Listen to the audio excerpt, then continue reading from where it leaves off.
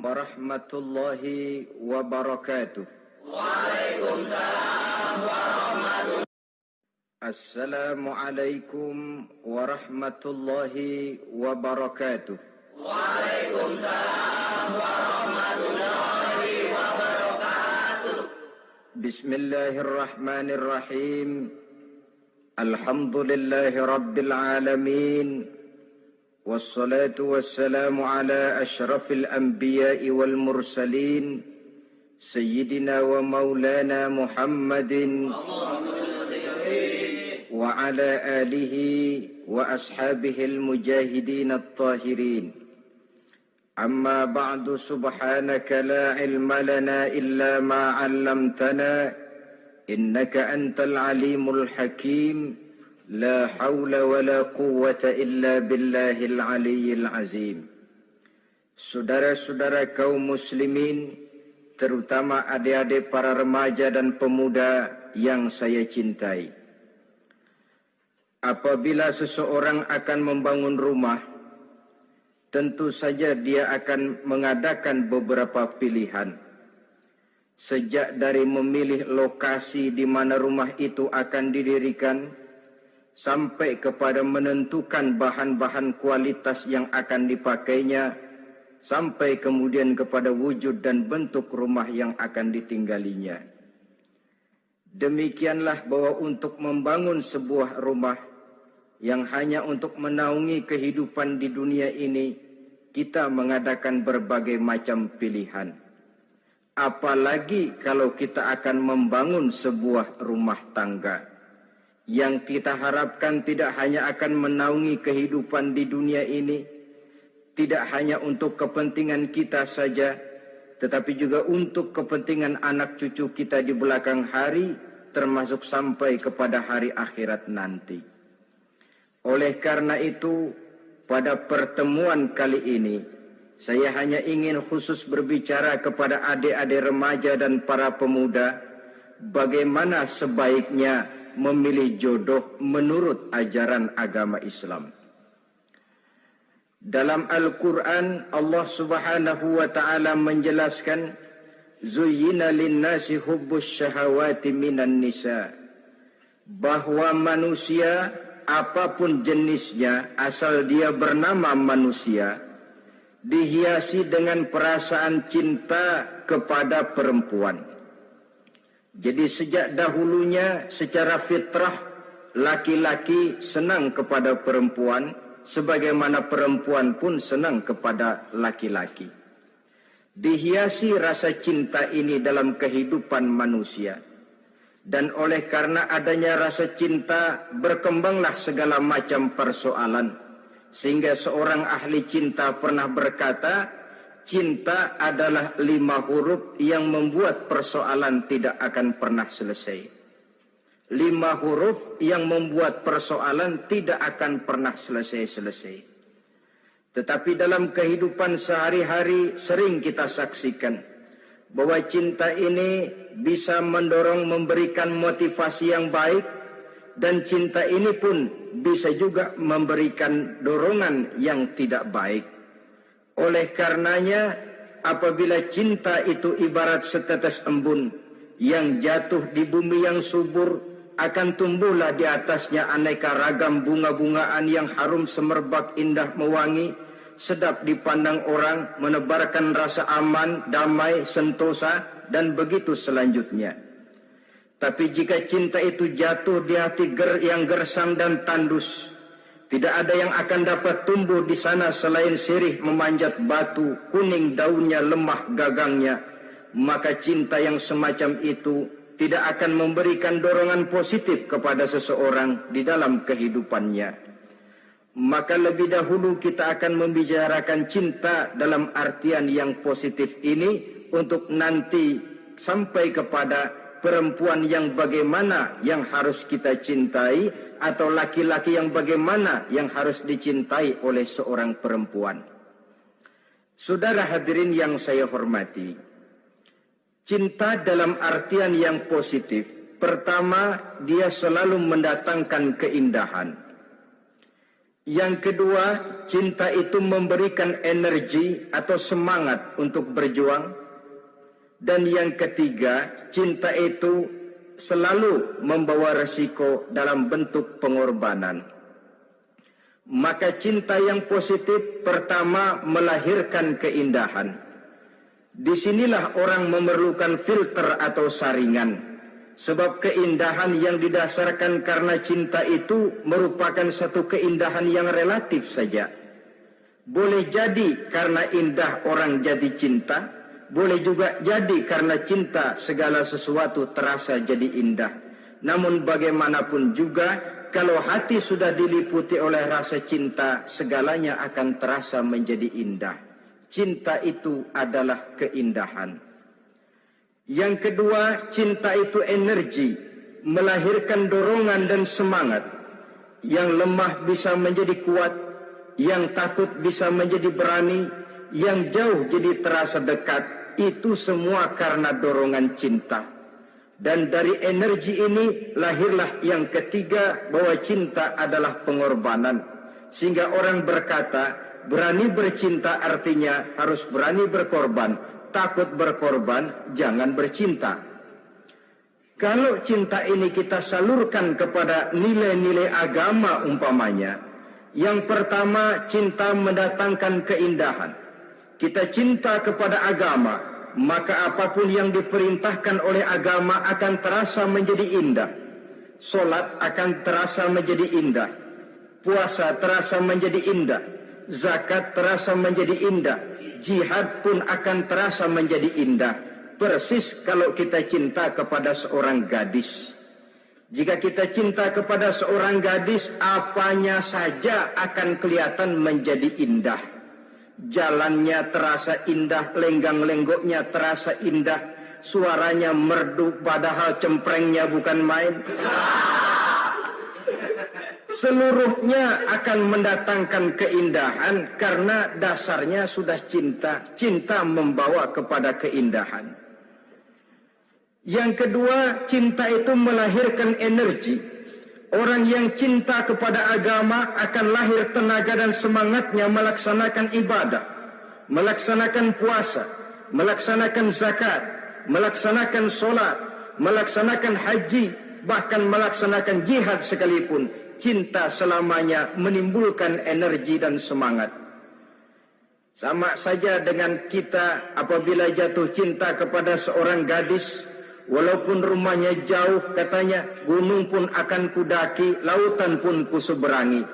Untuk apa itu? Untuk menemui apa yang kita cintai. Cinta selamanya melahirkan energi. Capek tidak terasa, lelah tidak terasa, semuanya tertutup oleh keindahan yang bernama cinta. Lalu yang ketiga, cinta membawa pengorbanan. Apabila kita cinta kepada agama, maka pengorbanan terhadap apapun yang diminta oleh agama, baik itu pengorbanan waktu, tenaga, pikiran, harta, bahkan pengorbanan nyawa sekalipun, kita tidak akan berat melaksanakannya karena cinta kita kepada agama yang kita anut ini. Demikian juga cinta kita kepada seorang perempuan akan membuat kita rela berkorban. Apapun yang dia minta, jangankan kita tidak mampu, jangankan kita mampu, kita tidak mampu sekalipun, kita masih berusaha untuk mampu guna memenuhi tuntutan si buah hati belahan jantung. Kadang-kadang malam minggu si doi ngajak nonton. Umpamanya, duit tidak ada, gajian belum, kerja enggak. Timbullah inisiatif, entah sepatu kita jual ke tukang loa,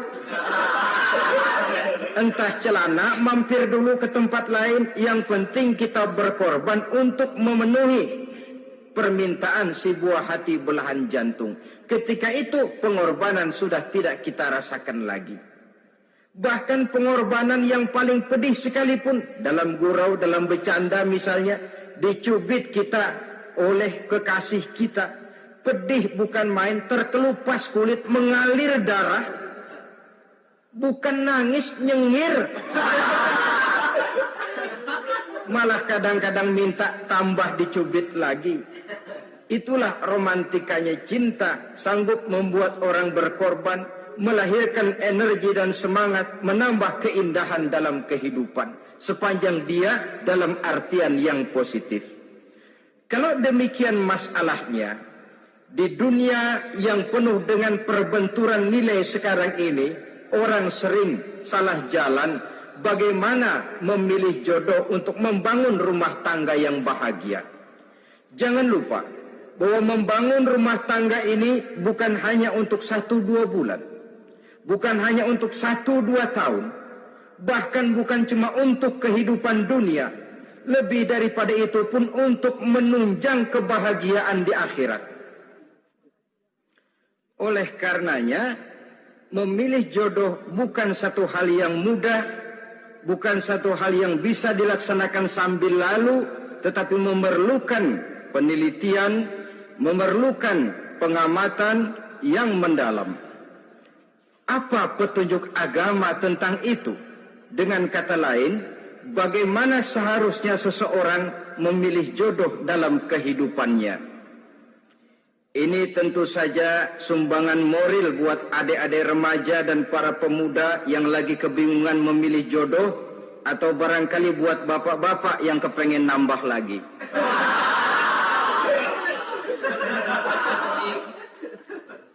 Mohon maaf kepada ibu-ibu, saya tidak menganjurkan, cuma ngajarin.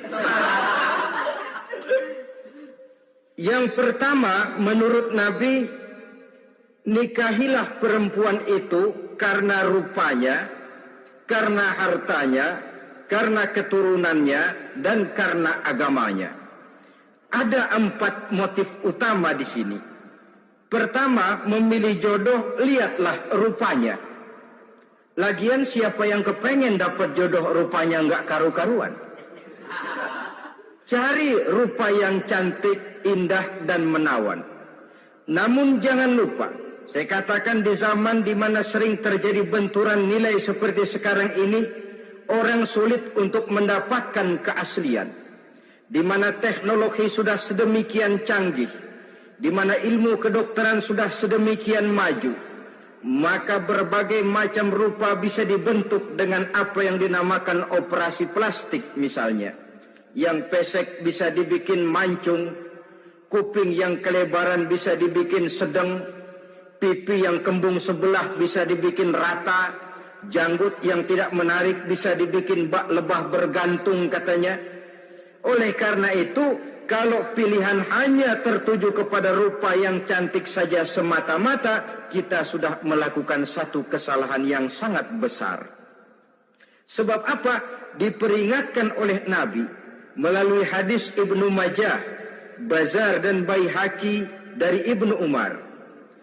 Janganlah kamu kawini seorang perempuan karena kecantikannya, sebab kecantikan boleh jadi akan mencelakakan. Jangan juga kamu kawini perempuan karena hartanya, sebab kekayaan biasanya akan mendatangkan kesombongan. Tetapi kawinilah karena agama dan akhlaknya, karena itulah yang akan membawa kepada kebahagiaan. Saudara-saudara kaum muslimin, terutama adik-adik remaja dan para pemuda, dikala usia puber, apalagi mata baru terbuka, awal balik namanya, remaja sering kehilangan filter. Pokoknya asal melihat rupa yang sudah lemot, denok, geboy, pikiran pun hanyut, malam terkenang, siang terbayang, tidur tak nyenyak, makan tak enak katanya, selalu terbayang wajah si doi. Dikala itu orang kehilangan pertimbangan bahwa rupa yang cantik kadang-kadang sering menipu. Diriwayatkan oleh Imam Ibnu Abbas, satu hari ketika sedang kumpul dengan para sahabat, lewatlah orang dengan potongan potongan orang kaya. Kelihatan kan, orang kaya sama orang miskin jalannya aja lain kan. Jalannya saja, jangan gaya hidupnya, jalannya saja lain. Lewat dia, Rasul bertanya kepada seorang sahabat, menurut pendapatmu bagaimana orang yang lewat itu? Kata sahabat, oh yang lewat ini ya Rasul, kalau dia meminang perempuan pasti diterima. Kalau dia menolong orang pasti berhasil. Kalau dia ngomong pasti didengerin. Kenapa? Orang kaya. Orang kaya ya Rasul. Kalau dia minang, perempuan mana yang kagak bisa menerima kalau dipinang oleh orang kaya? Biar mukanya udah belipet kayak dompet tanggung bulan. Kalau memang duitnya banyak, nggak kelihatan tuh muka yang belipet. Yang kelihatan duit. Kalau dia nolong orang, pasti berhasil apa yang dia tolong itu. Kalau dia ngomong, pasti didengerin orang. Walaupun omongannya biasa-biasa saja. Kenapa? Orang lihat penampilannya. Ya, ketika orang itu lewat, beberapa lama kemudian lewat lagi seseorang yang kelihatannya miskin. Rasul tanya lagi, kalau orang ini, bagaimana pendapat kamu? Wah, potongan begini sih Rasul. Kalau dia minang, orang tolak. Siapa yang mau kawin sama kere begini? Kalau dia nolong orang, pasti nggak berhasil. Kalau dia ngomong, kagak bakalan ada yang mau dengerin. Siapa yang mau dengerin orang susah ngomong? Setelah orang itu lewat, apa kata Rasul? Orang yang terakhir, yang lewat ini, yang barusan lewat, jauh lebih baik dari yang pertama yang lewat tadi. Jauh lebih baik. Maksud dari ucapan ini, Rasul sebenarnya mendidik para sahabat jangan tertipu oleh penampilan. Sebab penampilan tidak selamanya mencerminkan keaslian. Apalagi di zaman sekarang. Salon di mana-mana bejibun. Alis mata bisa dibikin. Pipi bisa dicat. Yang pinggir kuning, yang tengah merah. Di sebelah merah ada yang kehitam-hitaman, persis orang kepentok tiang listrik.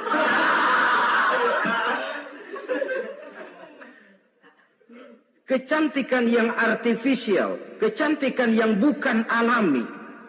Karena itu silakan saja cari yang cantik, tapi jangan terpaku sampai di situ. Sebab kecantikan di samping dia mudah berubah oleh pergeseran masa dan pertukaran waktu, ternyata penampilan tidak selamanya mencerminkan keaslian. Lain hari seorang sahabat pernah mengadu, "Ya Rasul, ada apa? Inna imraati la turaddu yadul lamis." Ya Rasul, istri saya tidak pernah menolak tangan orang laki yang menjamahnya, mengajak salaman kepadanya. Apa jawab Rasul? Ceraiin aja. Tapi hati saya berat ya Rasul, saya cinta betul sama dia. Ya kalau hatimu berat, jaga dia baik-baik. Nah, dari riwayat ringkas ini kita ambil satu perbandingan. Memang punya istri berwajah cantik itu kadang-kadang si malakama kalau imannya tidak kuat. Si malakama. Kita diemin aja, binal, makan hati, nggak aman, nggak tentram. Jangan-jangan saya berangkat ke kantor, dia ngompreng. Buah si malakama, seperti orang tadi, ya Rasul. Istri saya kelihatannya sebenarnya tidak negatif maksudnya ini. Cuma bersalaman, tapi terlalu ngobrol. La turaddu yadul lamis. Tidak pernah menolak orang yang ngajak salaman. Ya sekedar salaman. Tapi kan awalnya dari salaman. Kalau sudah salaman kan strum bisa ngederdet dari tangan situ. Kata Rasul sederhana saja. Ya kalau memang begitu ceraiin. Saya nggak kuat Rasul, saya cinta betul sama dia. Kalau kau tak kuat berpisah dengan dia, jagalah dia baik-baik. Ajar, didik, tanamkan rasa keagamaan di dalam hatinya.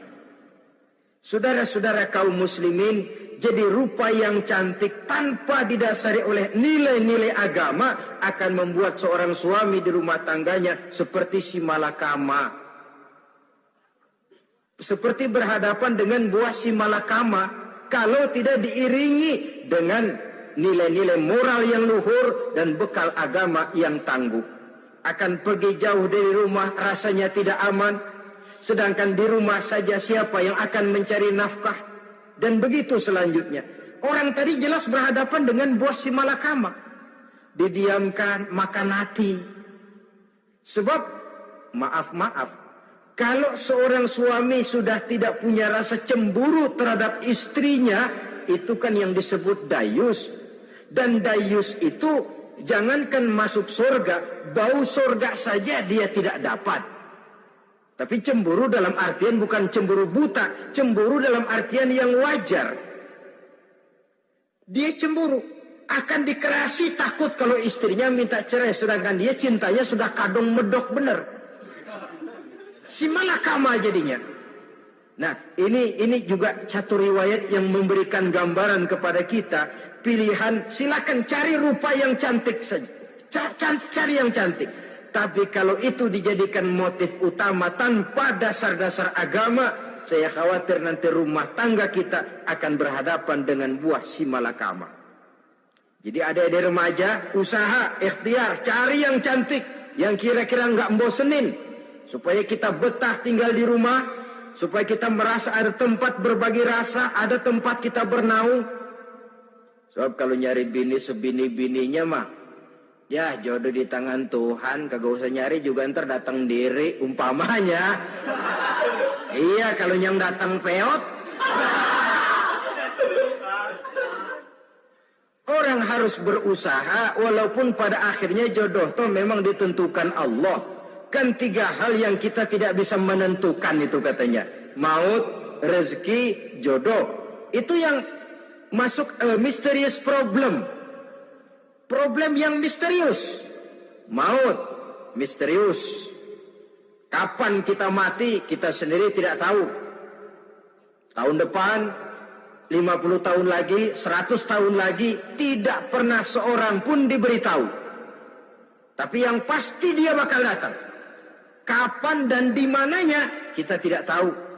Bisa di rumah, bisa di masjid, ya alhamdulillah.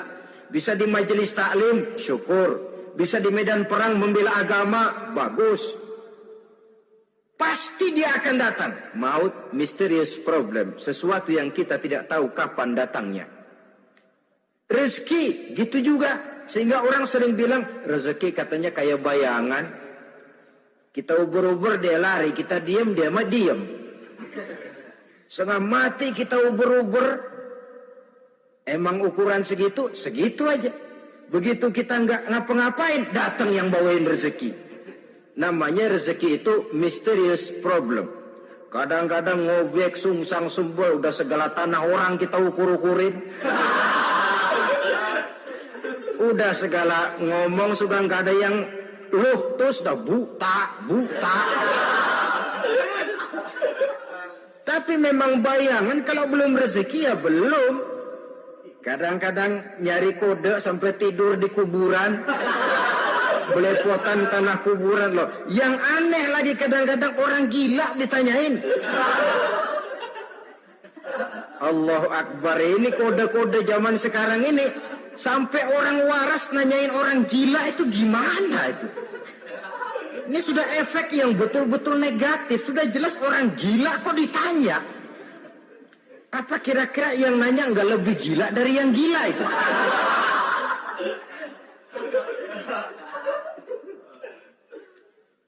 Saudara-saudara kaum muslimin, terutama adik-adik remaja dan para pemuda, jadi silakan saja cari rupa yang cantik, karena dia akan jadi tautan hati, buah hati, belahan jantung, tempat kita berbagi rasa, tempat kita pulang dan tinggal di rumah tangga kita. Tapi hendaknya kecantikan rupa itu diiringi juga dengan kecantikan budi. Karena itu cari rupa yang cantik. Ini pilihan utama. Yang kedua, kata Nabi, harta, cari yang kaya.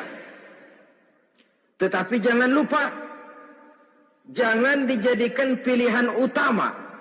Karena kekayaan sering mendatangkan kesombongan. Apalagi kalau seorang pemuda mendapat istri orang kaya. Hidupnya dimodali oleh istrinya.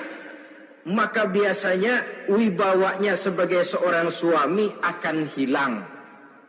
Akhirnya komando di tangan istri. Dikala itulah suami tidak lebih daripada prajurit yang taat kepada komando istrinya. Padahal menurut konsep Quran, ar-rijalu qawwamuna 'alan nisa. Laki-laki diciptakan sebagai pembimbing bagi perempuan.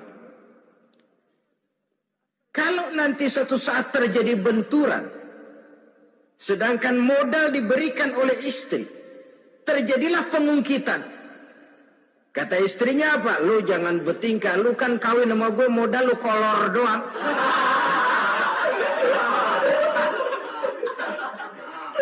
Kalau sekarang bertingkah silakan keluar rumah. Bawa seperti engkau datang dulu, jangan bawa apa-apa. Pergilah seperti engkau datang dulu kemari. Hilanglah wibawa seorang suami.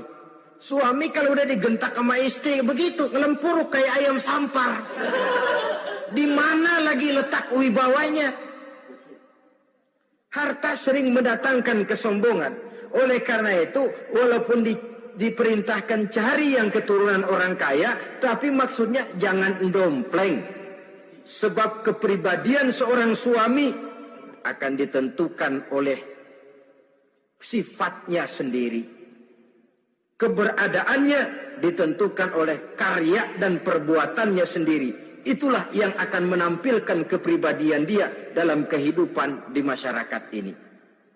Saudara-saudara kaum muslimin, terutama adik-adik remaja dan para pemuda.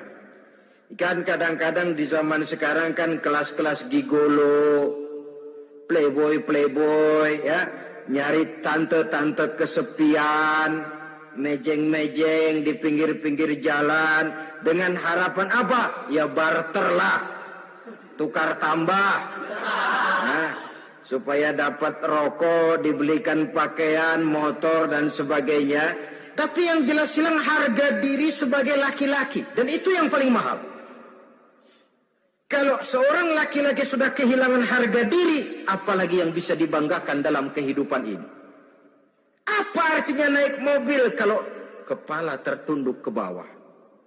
Apa artinya jalan di tengah masyarakat kalau kita tidak bisa menengadah dengan satu kebanggaan? Hilangnya harga diri merupakan kehancuran awal dari sebuah pribadi yang untuk jangka panjang kita tidak akan bisa lagi berbuat banyak. Tanpa harta orang memang sulit untuk bahagia. Tapi harta semata-mata bukan merupakan jaminan bahwa orang lantas akan bahagia. Saya barangkali harus berkata, banyak orang miskin yang kaya. Tapi tidak sedikit orang kaya yang miskin. Saya ulangi ini. Banyak orang miskin yang kaya. Tetapi tidak sedikit orang kaya yang miskin. Nah, bagaimana pengertiannya? Orang miskin yang kaya, materinya sederhana, peralatan rumah tangganya sederhana, tapi hatinya kaya. Oleh karena hatinya kaya, jiwanya lapang. Sebaliknya, orang kaya yang miskin, di tengah kelimpahan materi yang berlimpah, segalanya serba ada, hatinya yang miskin. Kelimpahan materi tidak akan sanggup mengobati kemiskinan hatinya. Sehingga di tengah kehidupan yang serba ada, dia masih merasa kurang, maka dia tidak pernah cukup.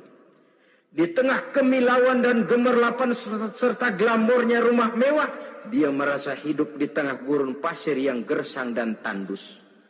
Karena itu, biarlah miskin harta tapi kaya budi, daripada kaya harta tapi miskin budi.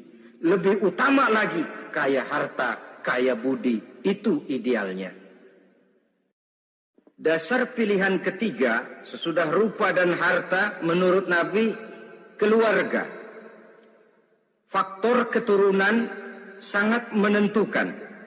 Pepatah mengatakan buah apel akan jatuh tidak terlalu jauh dari pohonnya.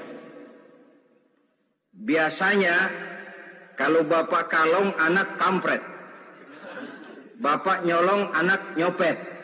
Itu fotokopi. Saudara-saudara, sungguh pun demikian, faktor keluarga bukan merupakan yang paling dominan. Karena segalanya memang bergantung kepada hidayah dari Allah Subhanahu wa ta'ala.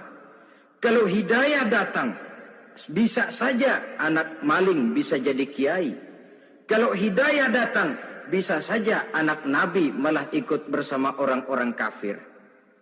Pada akhirnya orang mau besar atau tidak, bukan dengan jalan menyempeng kepada keturunan orang lain, tapi ditentukan oleh kepribadian dirinya sendiri. Tidak bisa kita menjadi besar dengan menyebut kebesaran orang lain. Itu sebabnya dicontohkan oleh Imam Ali pada saat beliau berkata, "Laisal fata may yaqulu kana abi, walakinnal fata may yaquluha anadha." Anak muda yang gentleman adalah anak muda yang berani berkata, "Inilah saya." Bukan anak muda yang membanggakan leluhurnya. Ini kan zaman sekarang ini lagi ngetop-ngetopnya lagu-lagu cengeng katanya. Toh. Sebenarnya menurut saya bukan cuma lagu cengeng yang jadi masalah. Lagu cengeng cuma satu efek dari sikap yang lebih utama dari itu, yaitu mental cengeng. Kalau mental sudah cengeng, apapun yang kita lakukan akan jadi cengeng. Tidak cuma lagu, kebudayaan yang lahir akan kebudayaan cengeng. Jadi pengusaha cengeng. Jadi pejabat cengeng. Jadi kiai cengeng. Kenapa? Mental cengeng. Di antara mental cengeng itu apa? Mengandalkan fasilitas atasan. Kalau tidak ada fasilitas dari atas, lantas tidak bisa berbuat apa-apa. Cengeng. Menjadi besar bukan karena karier pribadi, tapi karena nasib katrolan. Itu pun termasuk mental cengeng. Sedikit gagal, B. Bagaimana B? Sedikit jalan buntu, babe. Sedikit deadlock, babe. Lu ngapain babe lu melulu? Saudara hadirin yang saya hormati, jadi lebih penting dari sekedar lagu-lagu cengeng, saya malah lebih suka bicara mental cengeng ini. Mental yang cepat putus asa. Mental yang tidak mau mengeluarkan usaha maksimal. Mental yang hanya mengandalkan fasilitas. Sedangkan pribadinya tidak lebih daripada pribadi sumuhun dawu. Pribadi kulon nuwun. Pribadi kumaha juragan wae. Pribadi oke bos. Pribadi asal bapak senang.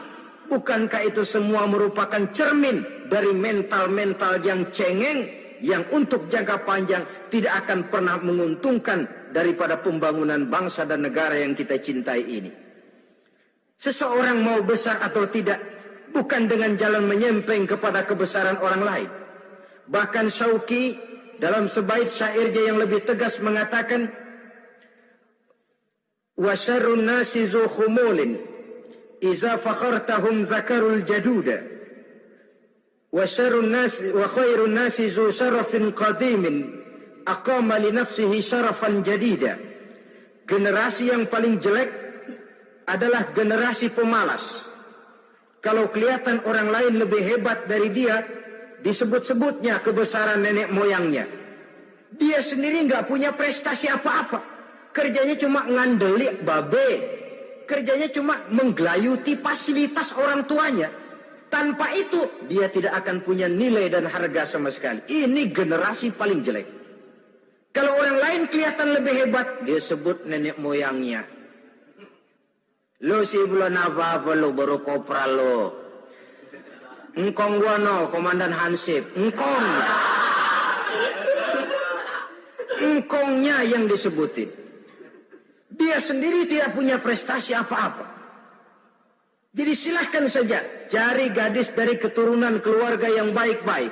Tapi jangan jadikan tendensi utama, jangan dengan niat untuk menyempeng kepada kebesarannya. Tapi paling tidak dengan niat agar mudah-mudahan dari benih yang baik ini akan lahir keturunan-keturunan yang baik pada akhirnya nanti. Itu yang kita harapkan. Bukan lalu dengan pertimbangan, mertua gue bos nih, kali aja begitu gue kawin jauh mampus. Ini semua warisan kan jatuh kemari semua. Kalau itu niatnya sudah jelas salah. Kita mencari perempuan dengan keturunan-keturunan yang baik dengan berharap agar anak-anak kita nanti yang akan merupakan benih cucunya akan melahirkan kebaikan-kebaikan seperti leluhurnya dulu.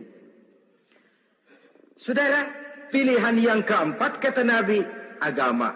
Ini yang paling inti. Kenapa? Agama itu motivasinya moral. Di sini segalanya ditentukan. Rupa yang baik, harta yang banyak, keluarga yang luhur. Kalau sudah dilandasi oleh agama yang rapuh, bahkan tidak beragama sama sekali, ketiga hal di atas tadi hanya akan mendatangkan malapetaka. Sekarang kan kita tertipu oleh penampilan. Padahal penampilan belum tentu kenyataan. Di jalan-jalan kita akan lebih terpesona melihat gadis pakai miniskirt di atas lutut ketimbang kita melihat gadis-gadis yang pakai jilbab. Kalau sudah pakai jilbab keliwat, yang usil banyak banget, bau sorga nih. Bau sorga katanya. Tapi kalau sudah yang pakai miniskirt itu yang lewat, itu dari ujung ke ujung mata kagak mau kedip. Lala nempok di mata kagak dirasain. Kita terpesona oleh penampilan zahir, padahal penampilan belum tentu memantulkan hal yang sebenarnya. Tapi memang itulah watak manusia. Watak manusia, saya katakan manusia tanpa kecuali. Tetapi bergantung kepada pemikiran jangka pendek atau jangka panjang. Kalau jangka panjang yang kita pikirkan, ya tentu kita tidak akan mudah terpesona oleh hal yang zahir. Sampai-sampai Quran sendiri mengatakan, budak yang hitam legam tapi beriman itu lebih baik daripada orang-orang musyrik walaupun cantik, denok, lemot, geboy. Ada lagi nggak bahasa yang lebih dari itu? Cantik, denok, lemot, geboy, baheno, nerkom, tapi kafir masih lebih baik budak yang hitam legam sekalipun. Kalau dia beriman. Kenapa? Rumah tangga untuk jangka panjang. Sebab itu Islam tidak membolehkan kawin campuran dengan lain agama.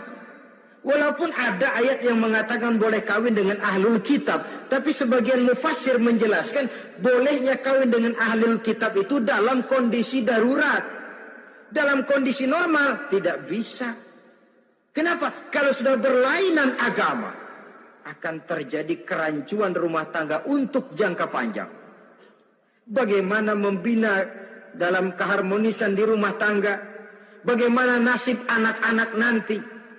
Kadang-kadang ada keluarga, kami sih keluarga modern. Anak-anak kami berikan kebebasan untuk milih agama apa saja. Bapaknya Islam, istrinya Kristen, anaknya ada yang Hindu, Buddha. Bagus nih, keluarga pecel namanya. Bagaimana keluarga modern bisa seperti itu? Padahal seorang suami bertanggung jawab di hadapan Allah. Dia akan ditanya tentang istrinya.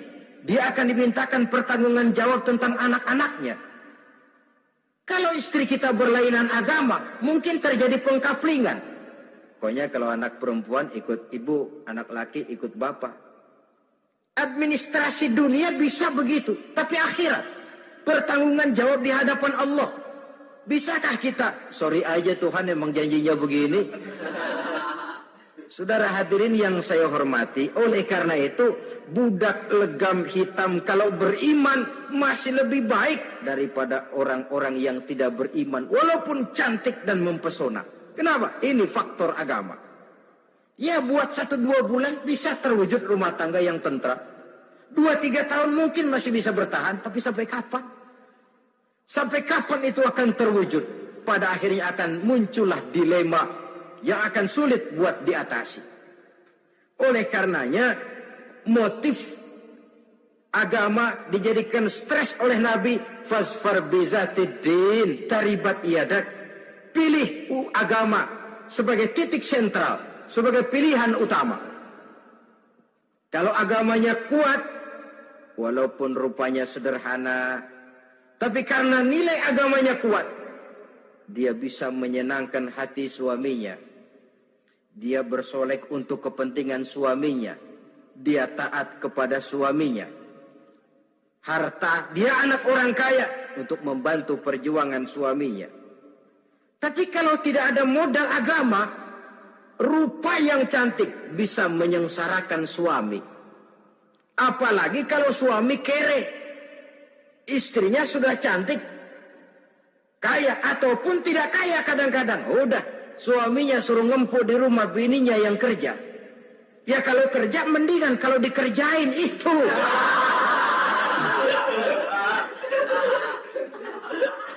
Itu yang repot. Saudara hadirin yang saya hormati, dan ini bukan satu dua kasus. Alangkah malangnya kalau sudah terkena hal seperti itu. Akhirnya seperti pengaduan sahabat kepada Rasul tadi. Mau diceraiin, cinta saya udah medok benar Rasul. Enggak diceraiin, hati saya ngebet, pegel. Si malakama akhirnya. Jadi oleh karenanya agama. Kalau dia cantik, walaupun miskin, agamanya kuat. Dia bisa memelihara kehormatan diri. Dia kaya, agamanya kuat. Hartanya disalurkan di jalan Allah. Karena itu, agama jadikan pilihan utama. Dan ukuran agama itu bukan cuma jilbab loh. Ya kadang-kadang ada juga yang jilbabnya nggak pernah lepas, tapi kadang-kadang akhlaknya lebih binal dari yang kribo. Ada cuma sekedar kamuflase saja, itu pun penampilan. Sekedar penampilan saja. Cuma dari segi aurat ya memang lebih baik dan lebih utama. Dan saya kira lebih mengundang penasaran toh. Duren kalau udah dibuka kan kelihatan isinya. Mau udah begitu. Udah. Tapi kalau masih rapat, itu yang rasanya kita pengen buka. Timbul tantangan. Gue pengen tahu isinya. Rasanya juga begitu. Sama saja dengan baju. Kalau dibungkus rapat di plastik, ditaruh di etalase. Adanya di toko mau serba ada. Tahu kita barang mahal nih. Biar punya duit, kita mau nawar ragu-ragu, takut nggak cukup. Tapi kalau barang sudah dibuka di jalanan, diobral di pinggir jalan, murahan, 1.003 masih dicampur odol. Yang begitu sih biar nggak punya duit, kita berani banget tanya, nawar, megang lagi nyemek. Berat duit nih bang. Kenapa? Barang sudah terbuka. Jadi saudara-saudara, syukur kalau keempat-empatnya ini jodoh terkumpul dalam jodoh yang saudara cari. Sudah rupanya cantik, kaya, keturunan orang baik-baik, agamanya kuat. Nah, surga dunia tuh. Yang begitu cari. Kalau ada yang begitu, saya juga mau nambahin satu lagi.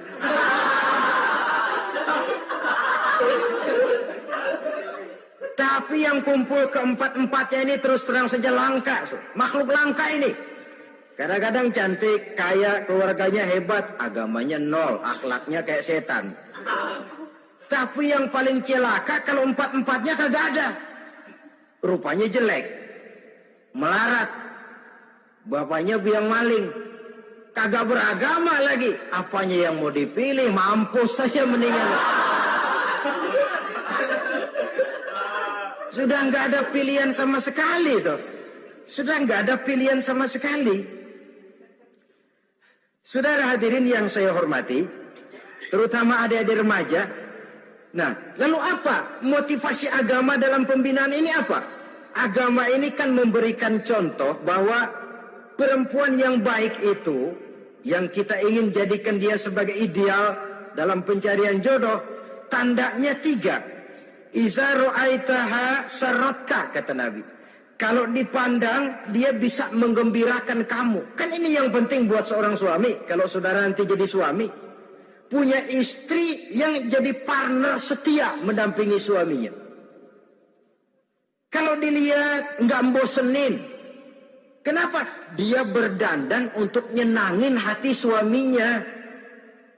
Nggak bosenin. Kan kadang-kadang ada bini kalau kita pulang demok aja fotonya.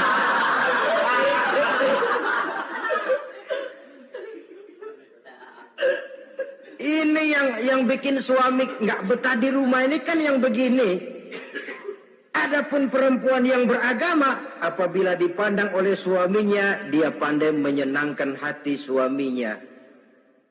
Andai kata suaminya dalam kesulitan, dia tidak menambah beban kesulitan.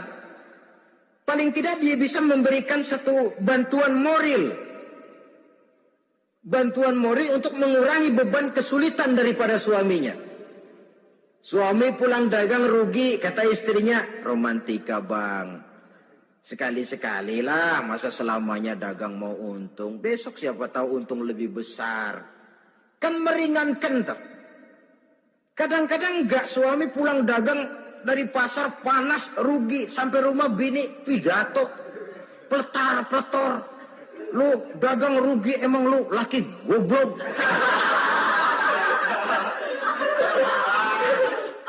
Sudahlah di pasar rugi, di rumah digoblok-goblokin. Ini nanti kena penyakit broken home yang begini ini. Padahal kesuksesan di kantor, kesuksesan di pasar, kesuksesan di medan tugas selalu dimulai dari kesuksesan dan ketenangan dari rumah tangga.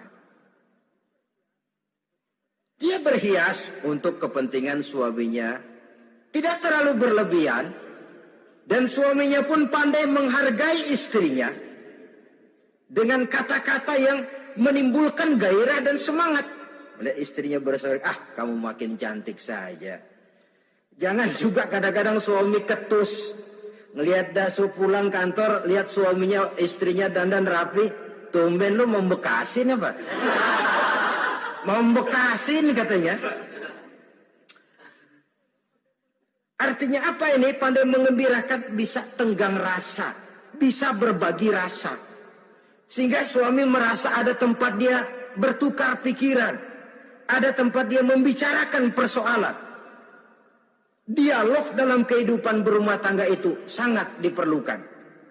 Iza ra'aitaha sarratka. Kalau dipandang dia sanggup mengembirakan kamu. Dikasih uang 500 senyum, 5.000 pun ketawa. Menggembirakan. Dia bisa taruh kata hatinya kesel, tapi mulutnya senyum. Nah ini yang sulit ini. Senyum tapi kesel, kesel tapi senyum. Kadang-kadang istri itu kan kalau sudah kesel, suami pulang nggak bisa dia menyembunyikan kekeselannya.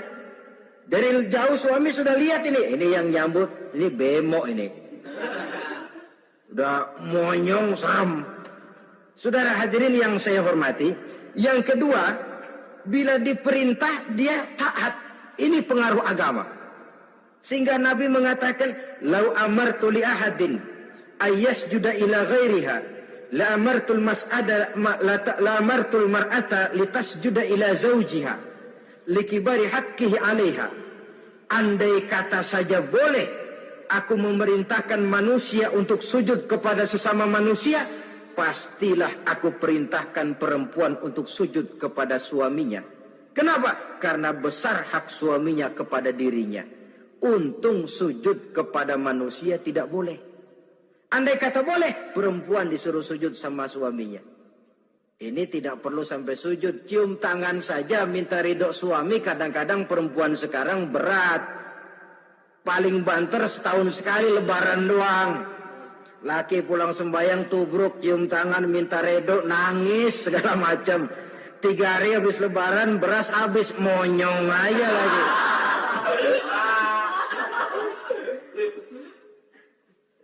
Saudara hadirin yang saya hormati, yang ketiga, akibat pengaruh agama, dia sanggup memelihara kehormatan diri dan sanggup menjaga harta suaminya. Memelihara kehormatan diri baik pada saat suaminya di rumah atau pada saat suaminya tidak ada di rumah. Satu riwayat, seorang sahabat akan pergi perang jihad di fi sabilillah. Ketika mau berangkat dia bilang kepada istrinya, "Saya mau berangkat perang. Kalau saya belum pulang kamu jangan keluar rumah." "Baik bang." Pergi istrinya, pergi suaminya jihad. 1 minggu, 2 minggu berlalu, belum juga pulang. 1 hari datang utusan dari rumah orang tua si istri ini. "Assalamualaikum bu." "Waalaikumsalam." "Ada apa?" ada berita kurang enak, Bu. Orang tua ibu sakit parah, mohon tolong ditengokin. Apa kata si istri? Maaf saja, suami saya belum pulang dari medan perang. Saya belum dapat izin keluar rumah kalau dia belum pulang. Tolong sampaikan maaf saya kepada orang tuanya. Pulanglah utusan tadi. Besok balik lagi. Bu, ada apa? Udah Senin Kemis. Napasnya sudah sampai tenggorokan. Tolong tengokin buat terakhir kalinya, Bu. Suami saya belum pulang. Dia pesan kalau dia belum pulang, saya jangan keluar rumah. Saya nggak bisa tengokin orang tua saya. Salam maaf saja. Pulang utusan itu. Besok balik lagi. Bagaimana? Sudah meninggal, Bu. Mau dikubur, tengokinlah buat terakhir kalinya. Suami saya belum pulang. Saya belum berani keluar rumah kalau suami saya belum pulang. Itu janji saya sama suami saya. Pulanglah utusan ini ngadu kepada Rasulullah sallallahu alaihi wasallam. Ya Rasul, ini perempuan kelewatan benar. Dari orang tuanya sakit sampai sekarat, sampai mati, sampai dikuburin dia nggak nengokin. Memangnya kenapa? Suaminya katanya pergi jihad. Dan suaminya tidak mengizinkan dia keluar rumah. Kalau si suami belum pulang. Apa jawab Rasul? Marahkah beliau? Tidak. Beliau senyum. Apa katanya? Dosa orang tua yang meninggal ini telah diampuni oleh Allah karena dia punya anak perempuan yang begitu taat kepada suaminya. Allahu Akbar. Dosa orang tua yang sudah meninggal itu diampuni oleh Allah karena dia punya anak perempuan yang begitu taat kepada suaminya. Ketaatannya kepada suaminya menyebabkan dosa orang tuanya diampuni oleh Allah Subhanahu wa taala. Suami pergi jihad, orang tua sakit keras, tidak berani dia keluar rumah. Itu tandanya bisa menjaga kehormatan diri. Kalaupun satu saat suaminya manggil, Bu, tolong ambilin uang di dompet. Dompetnya dibawa, Bang, ambil saja sendirilah, nanti salah ambil lagi saya. Kadang-kadang enggak, suaminya pergi mandi, dompet berantakan. Saudara hadirin yang saya hormati, ini motivasi agama. Jadi kecantikan zahir yang diimbangi dengan kecantikan batin oleh karena pengaruh agama tadi. Kalau sudah kemari, orang tidak perlu mikir-mikir operasi plastik. Bikin yang pesek jadi mancung supaya orang tertarik. Bikin belakang yang kurus jadi menarik. Tidak. Orang tidak perlu lagi pakai susuk-susukan. Dipasang di bibir supaya kalau senyum orang gempor. Supaya kalau ngomong orang percaya. Dipakai di kuping supaya macam-macam. Tidak perlu lagi. Pakai jompa-jampe, pelet-peletan, supaya kalau diludahin orang ngikut. Nggak perlu lagi. Kenapa? Cinta itu nature. Sesuatu yang alamiah. Yang tidak bisa dipaksakan. Dia kudrati, karunia dari Allah. Tidak bisa cinta dipaksakan. Kalaupun bisa, dengan ilmu pelet, oh saudara bisa membuat orang jatuh cinta. Ya 2-3 hari, 4-50 hari. Kesananya, apa yang akan terjadi? Kelanggengan tidak akan pernah terwujudkan. Kenapa? Keterpaksaan yang akan timbul. Dalam kondisi semacam itu, rumah tangga tidak akan mengalami ketenangan dan ketentraman. Jadi biarkan cinta berjalan secara alamiah, karena dia memang alamiah. Saudara-saudara, nah sekarang kalau sudah ketemu nih, yang 4 tadi, rupa cantik, keturunan boleh, kaya lumayan, agama kuat. Apa yang harus kita cari? Apa yang harus kita lakukan? Apa pakai pepatah anak sekarang? Aku lihat, aku pikat, aku dapat, aku sikat, aku minggat.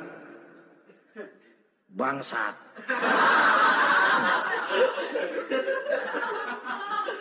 Itu kan ada moto cinta kilat begitu tuh. Cinta kilat katanya. Aku lihat, aku pikat, aku dapat, aku sikat, aku minggat. Bangsat. Atau kita harus hanyut dalam arus free love, free sex, summon living, eksperimen dulu? Tidak. Islam menganjurkan kalau memang seret, ini rasanya ini nih, mantap gue nih. Apa yang diajarkan oleh Islam selanjutnya? Meminang, saudara-saudara. Meminang adalah langkah awal untuk mengikat tali pernikahan. Diizinkan meminang. Dan di dalam meminang pun diizinkan untuk melihat. Cuma kalau boleh, ya syaratnya itu, waktu melihat itu jangan sampai ketahuan si perempuan yang akan kita pinang itu. Untuk apa kita meminang? Pertama, untuk yakin. Yakin bahwa perempuan yang kita inginkan ini sudah kumpul syaratnya itu, tidak ada cacatnya. Yang kedua, untuk memperkuat tekad hidup berumah tangga. Diperlukan meminang. Adapun adat itu berbeda. Tapi bahwa konsep meminang itu dalam Islam ada, itu jelas. Ya kalau mesti bawa pisang raja, pakai roti buaya, pakai martabak segede ban mobil truk segala macam. Itu adat saja, ya. Tapi yang real meminang itu ada dalam Islam. Nah, bagaimana adab meminang? Setelah kita tahu anak ini cantiknya ya, keturunan baik, ya kekayaannya lumayan, agamanya kuat, pinanglah dia. Caranya boleh lihat langsung. Lihat langsung kalau bisa tanpa setahu si perempuan. Dan batas yang boleh dilihat itu muka dan tangan. Itu saja. Jadi jangan gerusak. Minta permisi Pak, saya mau ngelihat anak Bapak seutuhnya. Soalnya buat saya ini nanti. Apanya aja dibedolin, jangan. Kira-kira yang boleh itu muka sama tangan. Andai kata kita risih, sebab nanti kalau nggak jadi akan jadi timbul rasa malu dan si perempuan juga kasihan. Boleh mengutus perempuan yang kita percaya. Coba kau ke sana, lihat kondisinya yang sebenarnya bagaimana. Kalau ngelihat dari jauh sih utuh, siapa tahu nanti tangannya kurang sebelah. Coba lihat sana. Saudara-saudara, kemudian boleh juga ditanyakan kepada orang tuanya. Dan dalam hal ini orang tua si gadis tidak boleh menyembunyikan aib atau cacat yang dimiliki oleh anaknya. Dia harus menceritakan apa adanya. Sampai pun kekurangan anaknya yang paling kecil sekalipun. Sebab apa? Jangan sampai istilah pepatah beli kucing dalam karung. Kedengeran suaranya doang meong-meong, begitu dibuka tuh kucing gempor sebelah kakinya nggak ada. Kan tentu kita tidak kepengen kecewa di belakang hari. Itulah perlunya meminang sebagai jembatan untuk menuju kepada pernikahan. Nah, dengan demikian kalau sudah usaha meminang ini dilaksanakan, jangan merasa sudah setengah resmi. Ini yang kadang-kadang jadi penyakit. Malah sesudah meminang harus masing-masing lebih menjaga diri, menjaga kehormatan, menjaga pergaulan. Kenapa? Agar saat memasuki jenjang pernikahan nanti merupakan jenjang yang sangat ditunggu-tunggu. Ada rasa keinginan tahu. Kalau tidak, ya udah biasa, nggak giroh lagi ngadepin perkawinan. Kenapa? Kemarin-kemarin gue udah cobain. Hilang gairah lagi. Sebab itu kalau sudah meminang, jangan merasa sudah setengah halal. Udah minang ini Kadang-kadang orang tua juga konyol. Sudah dipinang, diumbar. Lu bawa kemana keda lu udah pinang? Padahal meminang itu cuma langkah awal. Sedangkan selanjutnya harus lebih berusaha menjaga kehormatan diri. Sampai pada saat nanti pelaksanaan pernikahan. Nah, saudara-saudara, terutama adik-adik remaja dan para pemuda, walaupun agak sekilas memang karena terbatasnya waktu pada pertemuan ini, mudah-mudahan bisa memberikan gambaran yang sepintas tentang bagaimana sebaiknya kita memilih jodoh di dalam membina rumah tangga yang bahagia. Semoga ada manfaatnya. Terima kasih atas segala perhatian. Mohon maaf atas segala kekurangan. Usikum wa nafsi bitaqwallah. Wassalamualaikum warahmatullahi wabarakatuh. Waalaikumsalam.